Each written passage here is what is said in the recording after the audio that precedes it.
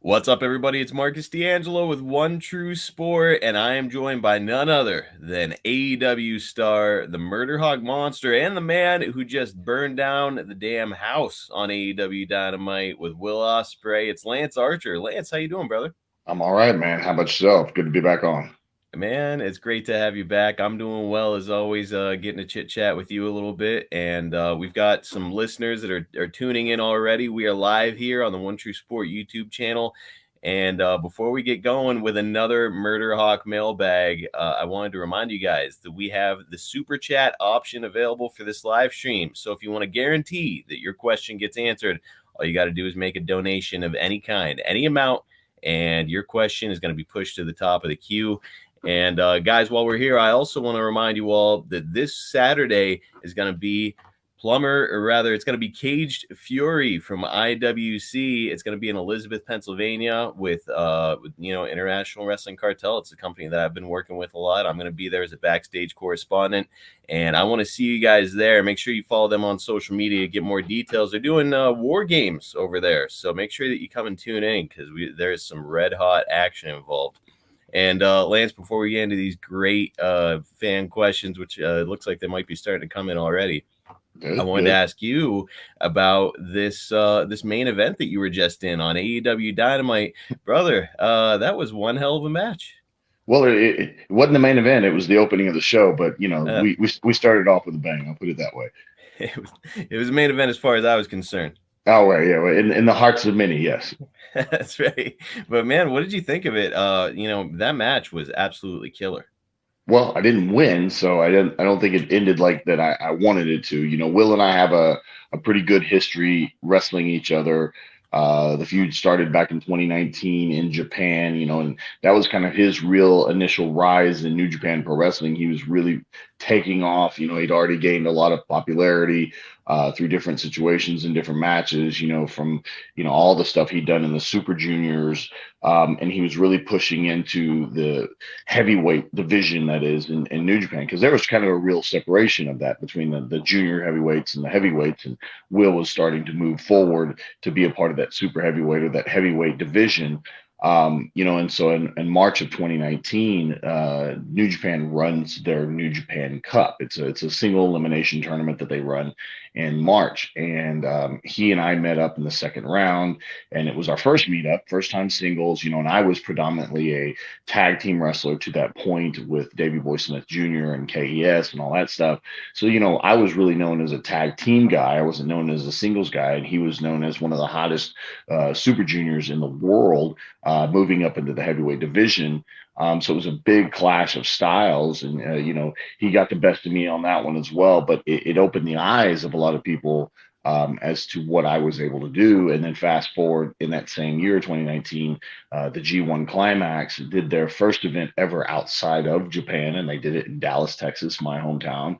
And we met up again. It was the very first G1 match outside of Japan. It was the first G1 match on that card in Dallas, Texas. And it was one of the matches that really, for me, kind of set me on a new path, and it opened the eyes because it was on live TV in the States back in 2019. Again, Will had already started his skyrocket of becoming one of the most popular wrestlers in the world. That was the birth of the Murderhawk. Was that night against Will in the G1 2019. And I came out victorious in that one. And then fast forward, a few years later, post pandemic, I've been with AEW already. He and I battled in Japan, in Osaka, Japan, for our third time. And it was a part of a tournament to go on to face Kenny Omega at last year's All In. And he bested me in that one, and he went on and did what he did. So this was our fourth meeting, our first time in AEW since he's joined the company officially. Our first time fighting each other in the U.S. In all this time and all these years, and so it was a real good opportunity again for me to continue to show the world what I can do. Again, Will is on the hottest of hot streaks you could possibly have as far as professional wrestlers are concerned, and rightfully so. He's called the Billy Goat, but that goat references to being how great and amazing he is, and he truly absolutely is one of the greatest wrestlers to ever step foot in the ring. liken it him to like AJ Styles and guys like that. Is like if you go in there and you have a bad match with those guys, there's really something wrong with you because they are that damn good, and he is truly the GOAT, the Billy Goat. Now, it sounds like you've gotten to square off with a couple different versions of him, and it hasn't quite gone your way. You've gotten to see, I assume, some progression. From then to now. What differences would you say that you saw in him in the ring? I mean, he's just grown in every aspect, which is important in the business of professional wrestling. Like I said, when he first really started taking off, it was one of those things like he was just having these most amazing matches and these moves. And like I said, in kind of a super junior style. And, there was some criticism too that was just too much and this and that. And he was just setting the world on fire. Like him and Ricochet did an opening sequence to a Super Juniors tournament match that ended up on ESPN. That's how amazing it was, because those two together is just a next level that doesn't exist in this dimension. I don't know, but what he's truly become with his ability in the ring, his ability as a person and a character, and his fire and his energy and all the things that he's brought to the table, that's just beyond the wrestling aspect, which is something that really nobody can touch him on. He's added to that and now has become in essence a total package professional wrestler. And I'm singing his praises, but I still want to kick his ass again. He got me on Wednesday night. I didn't plan on that. I put a hurting on him. He's going to go on and fight MJF at All In London for the now AEW American title. And I hope he wins it, because I want a title match with him so I can kick his ass and take that title from him. It is well deserved. You put him through the ringer on Wednesday, and let me ask, because this is a question that comes up with Jake a lot of the time when I'm talking to him, is when you're in the ring with a guy who might be a little bit smaller, maybe a little more speedy than you are, Lance, what's the strategy to combat that? Ground and pound. You ground them and you pound them so they can't fly past you anymore.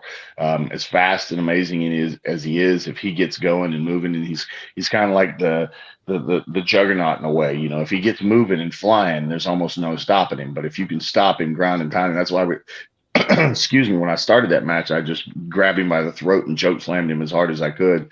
Tried to put him through the mat, because I knew that if I stopped him, especially right off the bat, that I had the best chance in the world to actually beat the crap out of him, beat him, and go on. Now, if you had to guess, what would you say Jake's answer to that question would be? The DDT, brother. He said, lean on him, blow him up. Lean on him, blow him up. Yeah, but see, that's the problem. I love Jake, but he's not a guy that you can lean on, because he's so quick, he's so fast, he's so agile. You try to lean on him, he's going to slip out from underneath you. You're going to fall on your ass, and then he's going to jump. No, Jake's the snake, but Will's the Billy Goat. Yeah, maybe back in the day that worked, not anymore. Well, not with the Billy Goat. Like I said, you can try to grab him and lean on him. He's going to find a way out of it, and then you're going to be falling on your ass. Man, pretty much unanimous that guy is the best in the world. Almost unanimous, because I think that Lance Archer is the best modern day wrestler, and he's going to prove it if he gets another shot at that little bastard here coming up. Right. Let's go ahead and get into some of these fan questions. We've got some great ones. We've got one right now that just came in from Matthew Rodriguez, who asks, question for Lance, thoughts on Timeless Toni Storm? What do you think of it, Lance? What's up, Matthew? I think it's a lot of fun. She's always been somebody that's been around the business for a long time. I've known Toni. My fun, quick little story was like, this was in 2012. I did a random Australian tour that was kind of centered around me, and she was, I think she was probably 16 years old, something like that. And she was on this tour and wrestling and doing her thing. And that's how long I've been around her and known her. And, she did a lot of stuff in Japan. And I remember I never actually got to see her wrestle in Japan, but there were a couple like sponsor dinners that she was invited to. And so I saw her out there and what she was doing there. And now that even when she first started in AEW, and now what she's doing with the Timeless Toni Storm, I think it's just a really cool new dimension to her character, her personality, and who she is, and what she's ultimately going to be in the business. Man, in a business where a lot of what you see has already been done in some capacity or another, she's doing something pretty unique, and unique in wrestling, in my opinion, always a good thing. Yep. And by the way, guys, again, for those of you who are just joining us, I want to remind you, we do have some questions I gathered from social media here, and I'm going to start reading those off. But if you want to guarantee that your question, if you're watching us live, you want to guarantee that your question gets asked, go ahead and hit us with the super chat. Any amount is going to get you qualified and push you to the top of the queue. So next up, we've got my buddy and fellow IWC wrestler, Ethan Jelitz, and he asked a question, which is a pretty interesting one, kind of like a little inside wrestling question. Okay. Can you give some advice on how to bring out your character through the match, not just an entrance or a promo?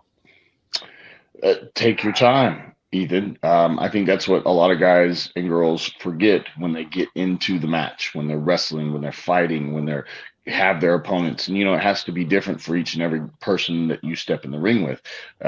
You can't necessarily be the exact same for every guy or girl that you're wrestling, simply for the fact that everybody kind of brings something different to the table. When you're talking about Timeless Toni Storm, the women that are wrestling her have to wrestle her differently than they may wrestle someone else because of who she is, the character she brings, and all that fun stuff. So the thing is to take your time, because moves are moves. Some people can obviously do moves, bigger, better, faster, more amazingly, and things like that. But there's always going to be somebody that's doing that. If you're only known for the moves that you do, as soon as somebody else does it bigger, better, and faster, well, then they're going to be the one that's thought of. So if you can bring that character to the ring, on your way to the ring, inside the ring, during the match, after the match, all aspects of it, well, people are going to remember you and who you are. So the moves themselves just become moves, because now they're remembering who you are. And if you are able to do that, like I said, I feel like that's a win. I feel like that's succeeding in this business is, when people remember who the Murderhawk monster is, Lance Archer, and not the choke slam and not the rope, the walk, moonsault, even though those are fun to do. And it's cool that people see them and know them, or the blackout as my finish. Those are just moves. Anybody can do them. And if somebody comes along and does them better than me, then they're doing them better than me. But if I'm the Murderhawk monster and people can't emulate or imitate that in a way that's better than me, then I'm the one that's winning. Great advice. And, you mentioned walking the ropes there, and it makes me wonder, did you ever have a slip up when you're walking the ropes? Yeah. I mean, there's been a couple times, but I think my most infamous one was, we were so good on the moment.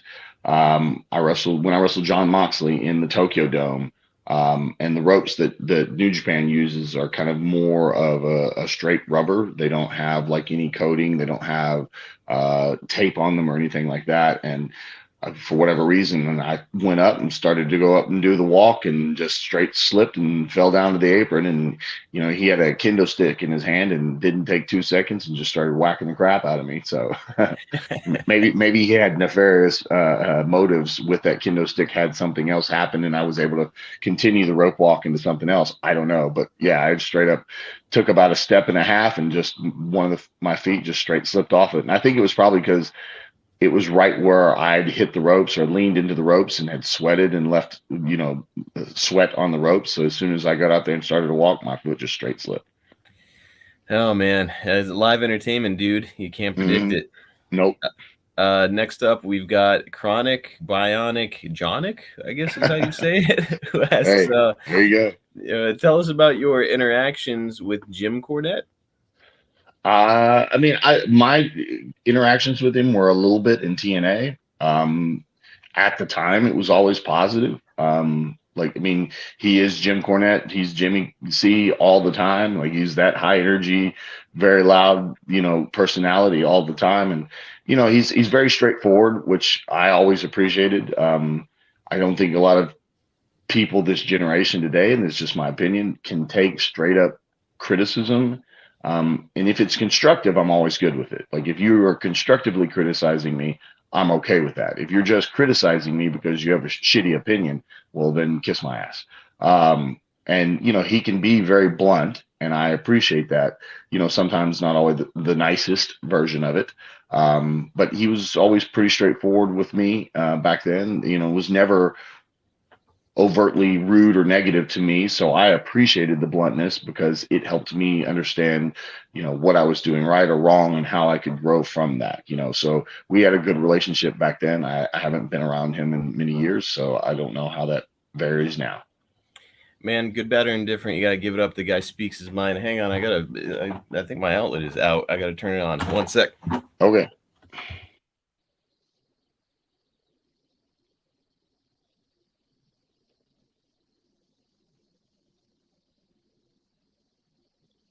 I don't know if you guys are still there, but he is frozen up. So his outlet is out, and if it's just me and you, then it's just me and you. This is the Murderhawk. This is my deep and sultry voice just for you guys. Hopefully it's not scaring too many people. If you can hear me, I don't know. This is awkward. Again, if you can hear me, this is awkward.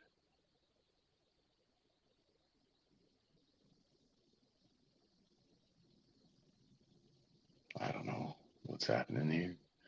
It's gonna be a new time, dear. He said he'll be right in. I just got a text message, so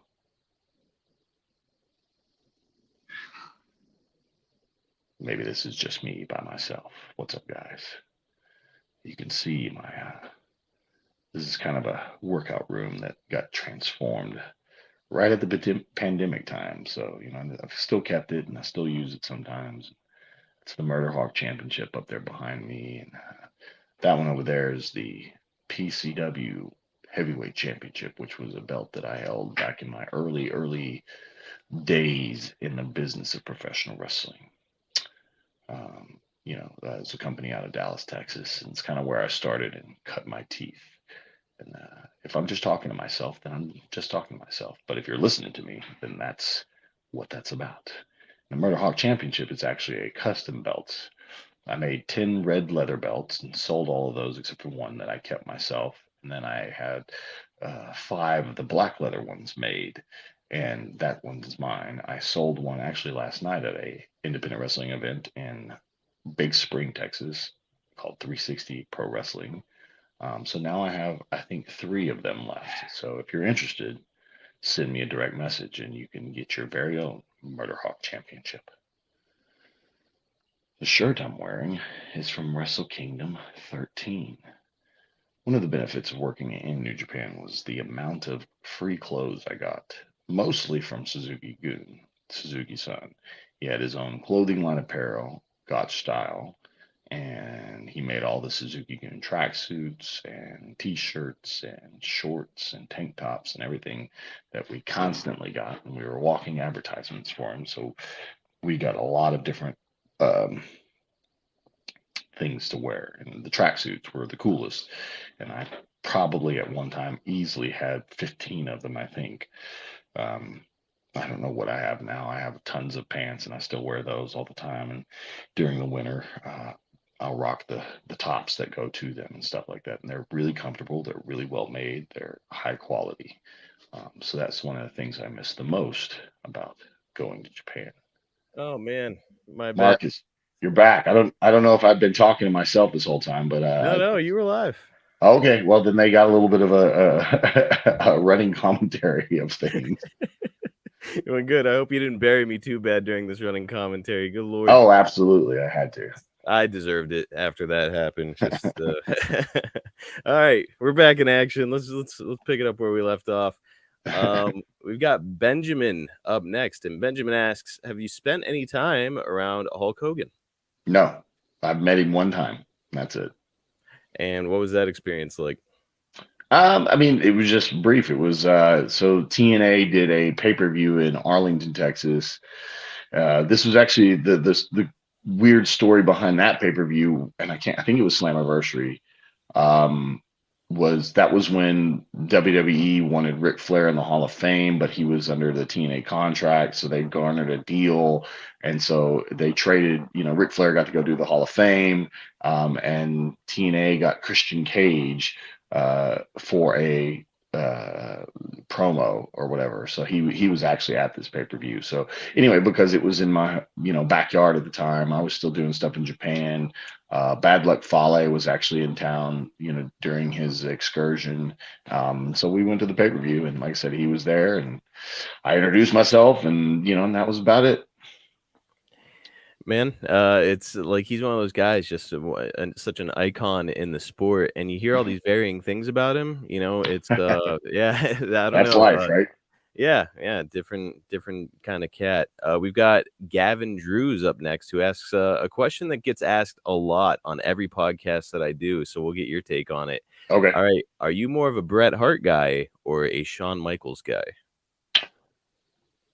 Really neither. uh, I guess to some small degree, Sean, and there's no knock on either one of them. They're obviously the amazing wrestlers that are way above and beyond anything that I have ever been or ever will be. But I never watched them. I was a big, when I started watching wrestling, like watching wrestling was WCW, and it was when Sting took on the whole Crow persona. So, he was the guy that I was watching, and his fights with the NWO and things like that. So those were the guys that I was watching because I really wasn't watching, it was WWF back then. So I wasn't watching that at all. And I mean, I know Brett was in WCW, but he wasn't somebody that really at that time piqued my interest. No disrespect to who he is and everything. He's one of the best ever to step in the ring. I could never technically come close to being what Bret Hart is. So don't take that as any negative knock towards him. Just wasn't my cup of tea. And a very different style of wrestling from you, when it Yeah, boils down to it, where it's like, it's a little bit, you're probably kind of studying more. If I had to wager a guess, I would say that your tape study might be a guy like Bruiser Brody, Stan Hansen. Like, do you ever go back and watch any old matches with some of these guys that are retired? not really. I mean, I didn't really start knowing or watching anything that those two specifically did until I started going to Japan, which was, over 10 years already into my wrestling career. And then once I, started going to Japan and learning who they were in Japan, Bruiser Brody, Stan Hansen, getting to meet Stan and things like that, working a little promotion with Vader and stuff like that. Then I started kind of pay attention to what they used to do and how they did it, which obviously if you seen, especially my Japan stuff, sorry, it was very much mimicked in their likeness. The Bruiser Brody through the crowd and the Stan Hansen chaotic style, and obviously the Vader just full on intimidation in the ring and things like that. Stateside, for me again, Sting was the guy that I watched, and then obviously the Undertaker. An early, Jeff Hardy. So I always used to say that I felt like I was a kind of a mix between the Undertaker and Jeff Hardy. That was kind of where my mentality of my early career was. And then, I always had a lot of comparisons to Test, Andrew. And, obviously there was a lot of similarities there. So, but, I didn't do a whole lot of tape study. I just, when matches would come available or something like that, that's who I'd watch, was like Taker and whatnot, and then seeing the fun, crazy style that the Hardys brought, and then the kind of the aura that Sting brought, and things like that. Those are the things that I was trying to mimic when I was really getting into the business. Now, you mentioned it, and I don't want to let it slip by before we hit more of these fan questions. You said that you had worked with Vader. What was that experience like? So there, it was good. It was so there was when I first started going to Japan, there was a small Japanese company. It was a very small independent company. It was called Makahen when I first started, and then the owners of that company started a relationship with Vader, and then it turned into Vader Time Wrestling. And then I went over a couple times when he was there, uh, talking about Test. I worked Test. I was literally the last, sadly, I was the last American that Test ever wrestled. He Wow. wrestled two matches. He wrestled me, and then he wrestled a Japanese gentleman. I don't remember who it was. And then he came back home to the States, and it was within like 2 weeks when he passed away. But this was a part of Vader's company at the time. And then he actually got myself and a friend of mine at the time. His name was Michael Faith, who's now passed away. We were put on an All Japan tour, and it was because of Vader. Vader, kind of garnered the relationship with All Japan and got us to be a part of the tour. And that was my first experience with one of the larger companies doing more of a tour, because otherwise, previously, I'd just come over for two shows or something like that, and was just there for less than a week. And then now we did that, and then we stayed and did an All Japan tour. So I was over in Japan for a good almost 3 weeks. And then that was actually that same tour working with All Japan that Vader had set up was when I found out that my time at TNA was going to be ending when I came back to the US. So it was a pretty crazy 2.5, 3 weeks to think about it. Working with Vader, uh, wrestling Andrew Test in was going to ultimately be one of his last matches, to learning that I wasn't going to be with TNA anymore very soon, and working with All Japan, and actually All Japan wanting me to come back. They talked to me at the end of the tour and they're like, we'd like you to come back and do some more with us. And then my time with TNA ended, but then I did my tryout with WWE and signed on with them in their developmental system. So like all this happened within, like I said, going to Japan and ending my time at TNA and tryout with WWE and getting a job with them, all within like less than a month period of time. That's a damn whirlwind of events. Holy smokes. Yeah, yeah. We've got CB here in the chat who says, Lance, what are the championships behind you? What can you tell us about those? Oh, CB wasn't listening while I was on here by myself, huh? Oh, CB, come on, man. CB, the one over here is a custom title. It's called the Murderhawk Championship. My friend Dan, he kind of designed it. He did a couple of my T-shirts that I've had with AEW. And then I reached out to him and asked him to create this design, and he based it off the ECW title belt as far as like the plates are concerned and things like that, and created the Murderhawk Championship. And I originally did 10 in red leather and sold 9 of the 10, kept 1, and then I made 5 with the black leather, and I still have 3 of those. So if you're interested, man, hit me up. And then this one, if I can get it in the frame, well, I can't because everything's in the way. Anyway, that's it's the PCW Championship, which is a company I started with in my early professional wrestling days, professional championship wrestling out of Arlington, Texas. And we did like a weekly episodic TV show and had ran weekly shows and did a bunch of cool stuff. So it meant something special. And so the guy that helped me physically get the Murderhawk Championship belts made, he got the designs for the original PCW belt and then had me one made. Jimmy Haven, I think is how you say it here, is saying, what did you think when you saw your first ever action figure? I wonder if he's talking about my TNA one or if he's thinking of my AEW one. That would be an interesting question for him. So my first ever one, which was my TNA one, which was the early 2000s, great, cool, very cool. I mean, I think you can still find some like, on eBay or things like that. Funny story behind that one is that it comes with a TV monitor. And everybody, because normally they have chairs or tables or championship titles or whatever, that come with the action figures. In mine had a TV monitor, and everybody's like, why does yours have a TV monitor? And I was like, I don't know, because that's all I did at TNA was sit backstage and watch the monitor. So that was my answer to that one, but it was still very cool. And then fast forward to my second and only second action figure, which, with my very short time in WWE, I was disappointed. Supposedly I was on the block with Kurt Hawkins to have a 2-pack made of us, and then like right as I got released was when they were putting in the finalization for it, and then because I got released, they pulled it, so I never got one with them. So this was my second only, and they were like 15 years apart with AEW. And again, just really cool. Like when I got told that I was going to be part of one of the first series is also, when they first started doing the action figures, those were really cool compliment to say, hey man, you're going to be a part of one of these first groups of action figures that AEW is doing. So it's really, really cool. Man, badass figures. And it makes me wonder, like, did you ever just wander into like a Walmart or a Target and just like, oh shit, there I am on the shelf?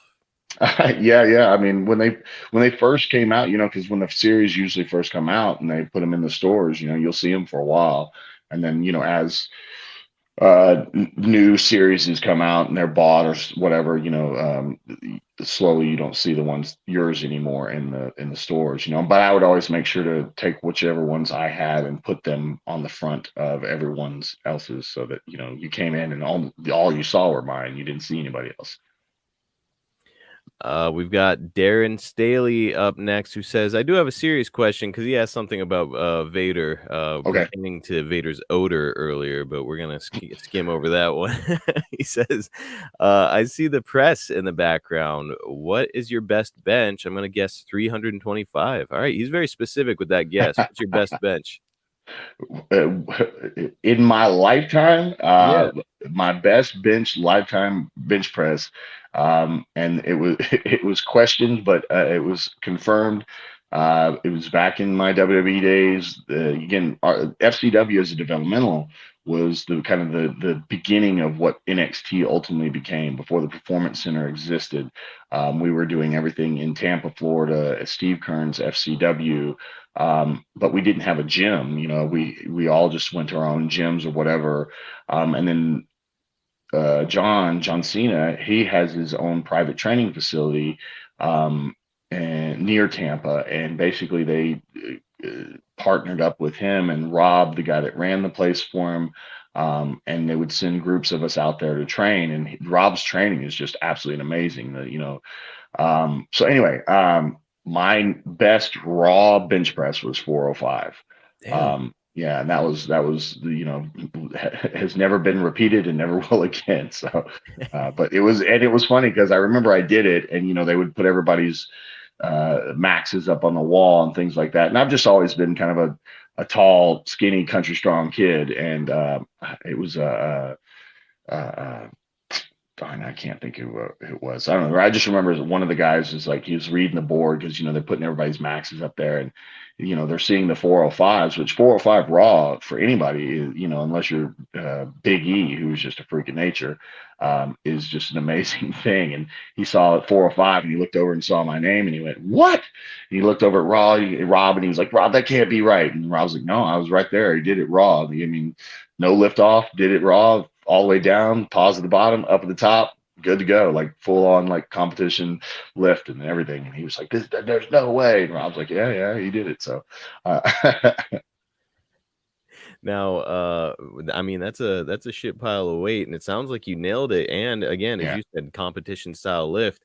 Did you ever think to yourself, like, yeah, what if I put another 5-10 pounds on there? no, my 405 is good enough for me, man. No, now I'd probably my arms would fall off. Darren does have a follow up that I'm interested in. What is Okay. the best you've ever seen in person?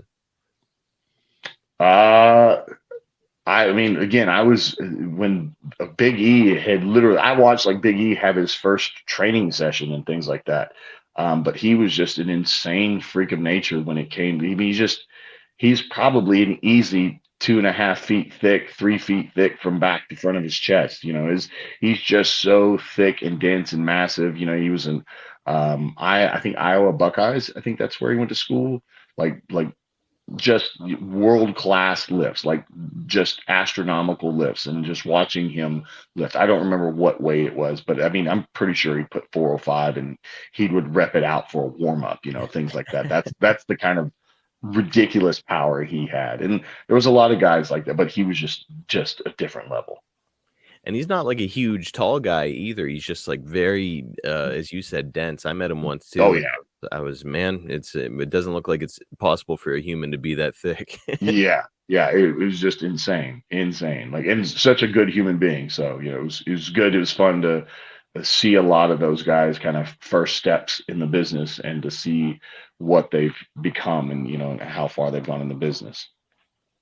Matthew Rodriguez has got one. Lance, question: when you were in AEW 2021 to 2022, did you hear rumblings, etc., of Wyndham Rotunda, aka Bray Wyatt, coming to AEW when he was released by WWE in 2021? I mean, absolutely. I mean, but I don't have any like confirmed rumblings, but there's absolutely, there's like, the when he got released, I think it was one of those, like, nobody could believe it. Like, I think everybody across the board in every capacity ever saw that happen and could not understand why. Like, that was just the most insane. There's guys and girls that get released all the time, sadly. Some of them you can see with the writing on the wall. Some of them you kind of question. You go, I don't really get that, whatever. But like, he was one that you just went, what? what are you thinking? Like the most unique character in the world, had skill in the ring. Like the upside was already being accomplished and was going to be accomplished even greater, and they let him go.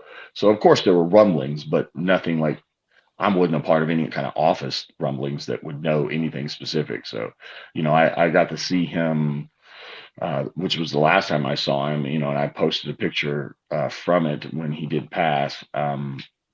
At WrestleCon that was in Dallas because he still wasn't back with the company at the time. I think it was getting ready to, and maybe he was, but it wasn't one of those things that was confirmed yet. And I think they were just starting to lead into the original like QR codes and all that fun stuff. But he was doing WrestleCon. It was one of the very, very, very, very few like appearances that he did, in his time in between.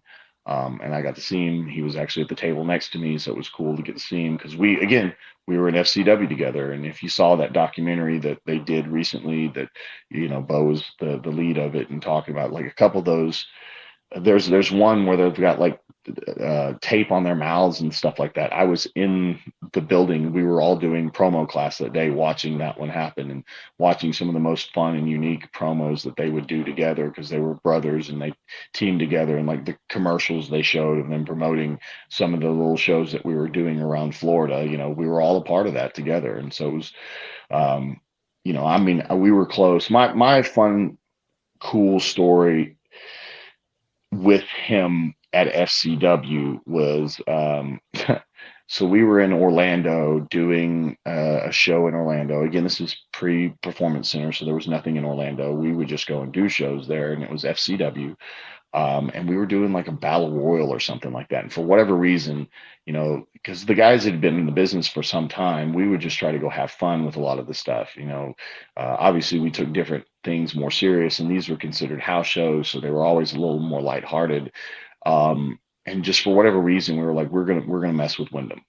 And at one point we had him like just smashed in a corner, and there were like four guys on us, and he couldn't get out of it. And like if one person got pushed off of him or got away from him, another person would get on him. And I was like wrapped around his waist, and I'm just laughing the whole time. I mean, laughing as loud as I can in the middle of this battle royal because he's just yelling at us and cursing at us, get off me, all of a sudden I feel in my mouth a finger, and he legit fish hooked me off of him, which, it hurt like hell. He didn't hurt me. He didn't injure me, but he like, excuse my, whoop, almost slipped there. That's okay. He got me off of him. And again, I'm like a full fish hook, like about to pull my cheek out. And I'm just laughing the whole time because it was hilarious to me.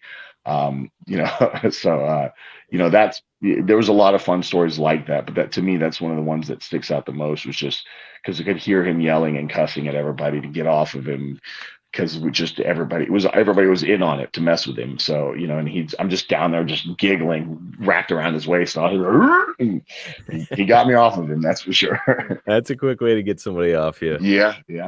Now, your time in FCW was after your time in TNA. Is that right? Yeah. I did TNA from 04 to 09, and then signed on. Like I said, like I literally did my last appearance for TNA and was down in Tampa doing my tryout because my contract, we taped on like Monday or Tuesday or whatever it was, and then on Wednesday I was down in Tampa doing my tryout because on Monday we did the taping for TNA. Tuesday my contract was null and void. Wednesday I was in Tampa doing my tryout. Thursday was, if I remember correctly, is when Impact was on TV. So I was on TV for my last appearance with TNA, and then by that next Monday was when they were offering me my contract. Now, one of the things that I've heard over the years is that some guys who have had success meaning been on TV, you had your own action figure by this point, everything like that. They find it a little bit like insulting. Like, why can't I just go debut on the main roster? You've already seen what I can do. That sort of mentality. How did you feel about going down to FCW and kind of having to make your bones again, so to speak? I've never been afraid of working hard and earning my spot. Good and bad for me. I mean, I think it's one of those things like I've never been afraid of it. So if that's what I have to do, I have to do it. And also, there were a couple of the guys from TNA that had gone into WWE and kind of not done well. And there was, a couple of them that came in with some pretty attitudes and had really soured WWE to bringing in TNA guys because of how they were being at the time.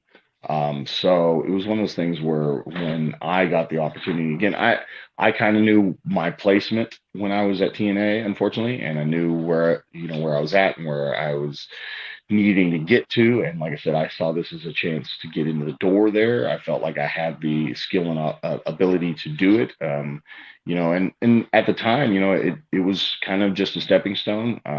I didn't take insult to it. They offered me a better pay than a normal like developmental pay. So they were in essence saying, okay, we do think you're something more than just some kid off the street at this point. But we do think you have to prove yourself, in our system. And back then, that system kind of existed in non-existence because, now with NXT, if you're on their television program, their audience is seeing them, they know them. So when they go up to the main roster, it's not something. It's hard for the company to kind of change who they are. If they start changing names and things like that, people really notice it and they make a stink about it because they're like, but that's not his name. That's not who he is. Obviously there's success behind some guys who have had those name changes going from one level to the next, even though they were very visible. But like I said, back in FCW days, you basically existed in non-existence unless you lived in Florida and were watching FCW TV. You didn't know who any of us were. So for me, like I said, it was just kind of a stepping stone. I didn't take it as an insult. I believe I proved myself because within 6 months I was being brought up and put on their version of ECW. So I always believed in myself, and I just knew that was an opportunity, an open door, and I was going to take it. Now, looking back on it now, is like a ring veteran, a guy who's very polished. When you look back at Lance of that period of time, did you feel like you were ready at that time, or just you still had some work to do to get to where you are today as a performer? I think you always have the confidence of feeling like you're ready, which I did. But I also knew that there was a very big difference between what they were doing on TV and with their characters and their way they, focused on different aspects in comparison to what TNA was and what they focused on. So again, as far as FCW is concerned, I considered it a chance to kind of make my mistakes there in their system while learning what they wanted so that when I did get to their main roster and onto their television program that I made less mistakes, and I think you're always growing, you're always learning. We obviously had Dr. Tom Pritchard, Dusty Rhodes, was the head of all kind of creative down in FCW at the time. And I had a relationship with him from my TNA days. Steve Kern, who owned FCW, Norman Smiley, who's still with the company in Orlando today. Billy Kidman, who until he kind of took a more permanent role on the road, he was down there working with us. And we'd always have the Fit Finleys and the Arn Andersons and Dean Malenkos, and those guys would come through there. So there was just an immense amount of opportunity to learn new things from some of the best in the business on every level. So I've just seen everything as a chance to learn, even though I always felt and had a confidence in myself that I could be put out there and if put in the right spot would be absolutely successful. Let's hit one more, and then I'm going to let you go, my friend. All right. We've got David who asks, who's the Haku of your generation, the guy that all the guys knew not to? And you saved yourself from saying this word earlier, so I'll say it. The guy that all the guys knew not to fuck with. I don't know. I mean, I never really paid attention to, there were guys that kind of presented themselves that way, but there was never anybody that I wanted to test. So I don't know, man. There wasn't anybody specific that I went, oh, you just don't mess with them. I mean, guys like Samoa Joe just always had that aura about him. You're like, I don't, Samoa Joe seems to be a badass. He's big enough that I don't want to mess with that because if he hits you back, it's probably going to hurt. But for me personally, like I'm not sitting here saying that I would, but there's not anybody ever at any time that I've said, oh, I don't want to get in a fight with them because they'll kick my ass. And my thought was, well, if they're going to kick my ass, they're not going to leave it pretty. I'm going to make sure that they leave with some marks on their face and they go, maybe I shouldn't have fought Lance even though I beat him. And that's kind of always been my mentality. It's like there's probably about 90% of most rosters that I've always been a part of that I would have easily kicked their ass. And that other 10%, even though they might have legitimately kicked mine, we're not going to leave it unscathed.